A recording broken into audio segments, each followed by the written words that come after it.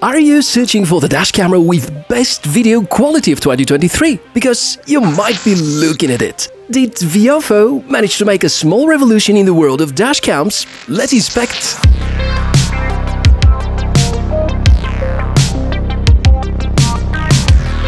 Hey folks, nice to meet you. Welcome to the channel.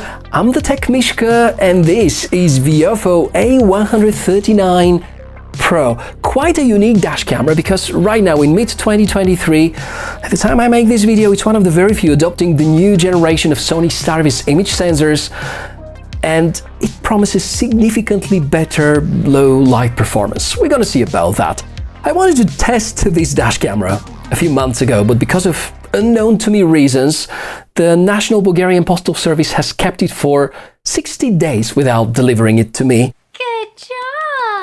So I better focus on the technical side. In this video, we're going to talk about the unboxing, the first time setup, how the technical specifications relate to the actual performance, and we want to figure out whether the video quality out of this body is really as good as they claim it is.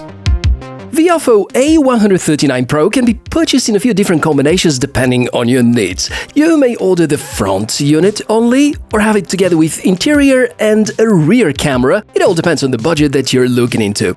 Needless to say that if you get the 3-channel assembly, it's gonna cost significantly less than ordering the other modules separately. Immediately after its release, it has pushed most of the premium dashcam makers to apply discounts on their top-end products. It looks like the reasons are in place.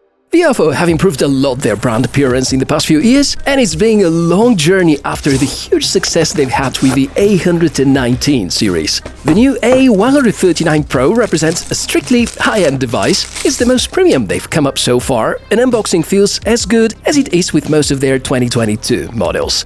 This here is the main unit. It hosts the front camera, has the system on a chip and controls the additional rear and interior cameras that you may additionally deploy. And as mentioned, this front unit can be used standalone. Build quality is excellent. Viofo rely on a slim and sleek wedge design. It's made of quality plastic, has a few hardware buttons, and the form factor is similar to the regular A139 model. Major differences are about the hardware components inside.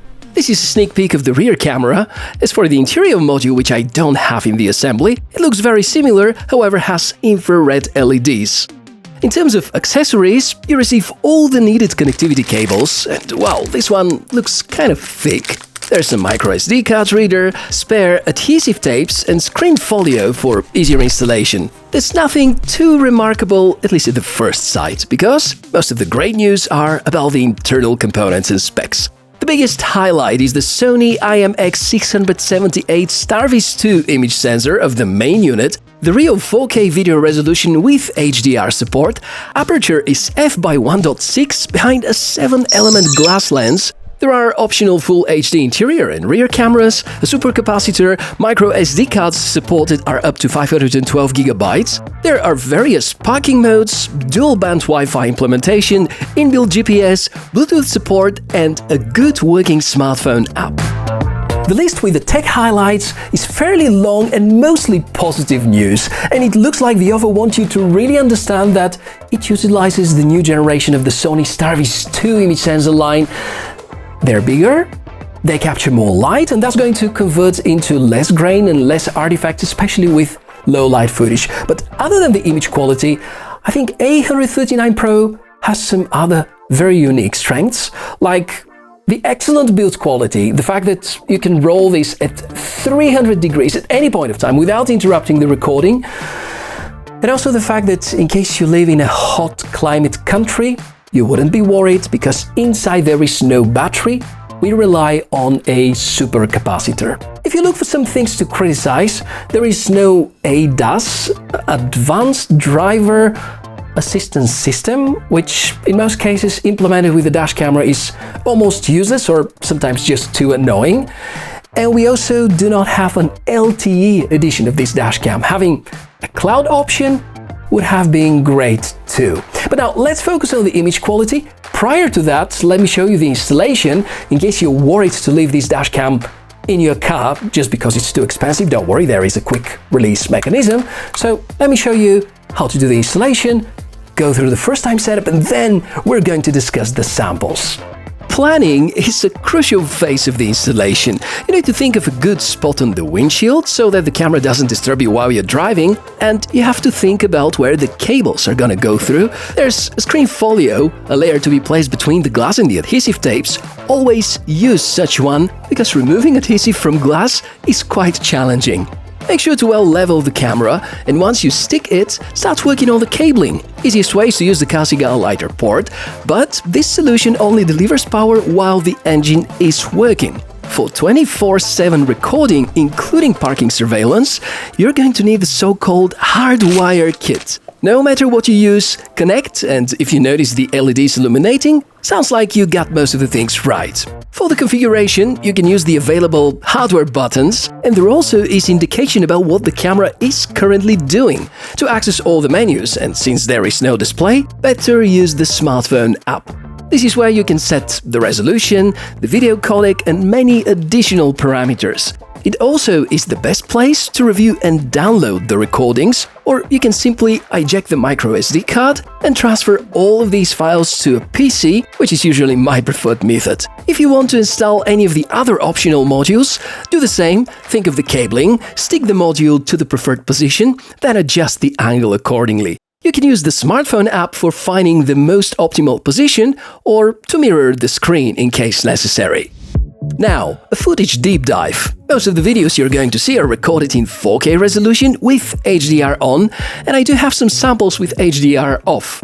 While we're kind of used to seeing great dash cameras in the past few years, it's a good option to be able to look into the details. First of all, the overall quality is superb, especially in low light. Dynamic range is phenomenal, reflections are brought to a minimum, and I feel that it's safe to say that here we have probably among the best low-light image quality out of a 4K dash camera in 2023. I hope that comparing to the mighty DR970X by Blackview is a good evidence how vastly improved Viofo's performance is.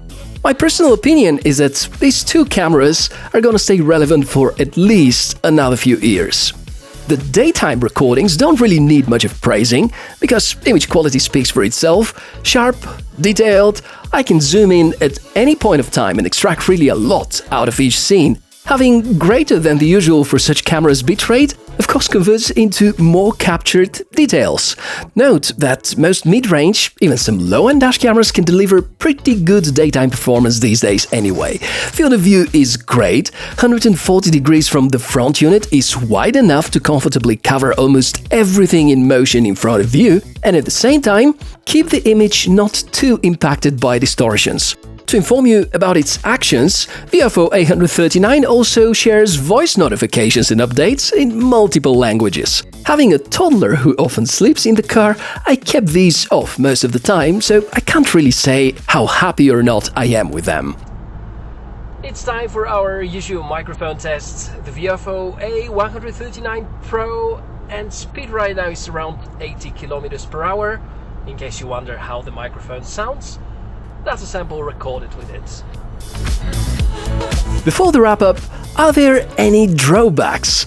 Well, the system on a chip used might be decent in terms of image processing and good about performance, but lacks AI capabilities. So here we don't have voice commands, we don't count on ADAS, and there is no LTE back variation nor cloud services implementation. Also, I continue to believe that the power unit cable seems to be too thick.